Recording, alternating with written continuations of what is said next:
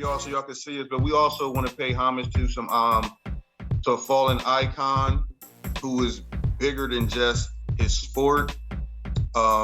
This weekend we lost Bill Russell.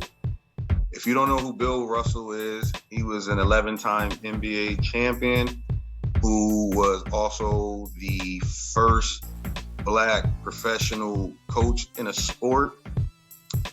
He also sat in with Muhammad Ali when he wouldn't fight when he was stripped of his title and wouldn't go to Vietnam. He was at that Black Summit. He also staged a boycott with the Atlanta Hawks when they wouldn't serve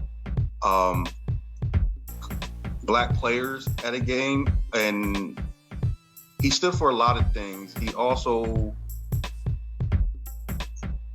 it's hard to say when somebody's so iconic. It's really, really, you can't do it any justice by trying to sum up a lifetime of great work. He was a civil rights activist.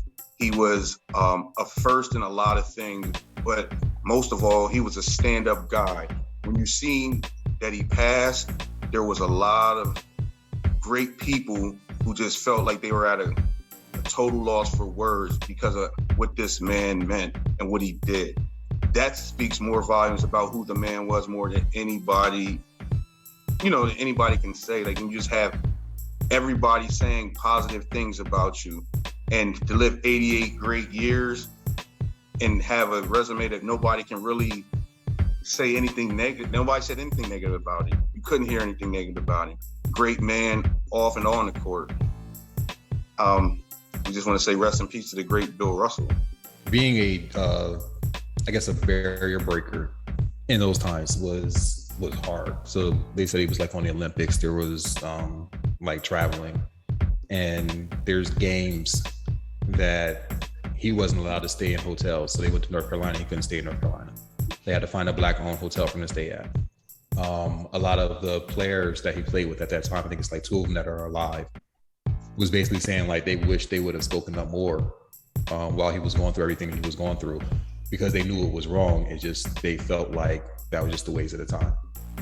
I think the amount of respect that he has throughout the league, either young kids who shouldn't know who that is, just based off of like the time level, and from the older people who are retired, that again, same thing, like the love is just there.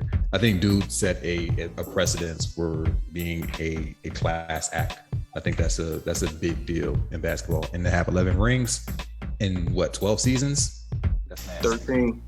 13, that's remarkable. So that ain't happening with nobody else. So it's a legend. I'm glad that he was still able to have conversations with players up until his last days. I'm glad that he stayed involved with like the Players Association and like talking to players and trying to guide them through their careers. That's really dope. It doesn't happen often.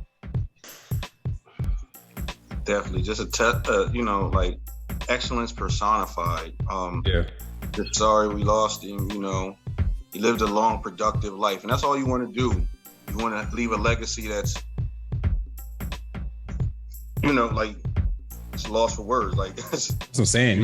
You in Louisiana, born in Louisiana in your 30s or in the 1930s, and you make it out of that to the NBA to become basically was being considered the greatest basketball player to ever step on the floor. So that's up in Boston. That's what I'm saying. And the racism you had to do it up there. It's just, oh my gosh, next level.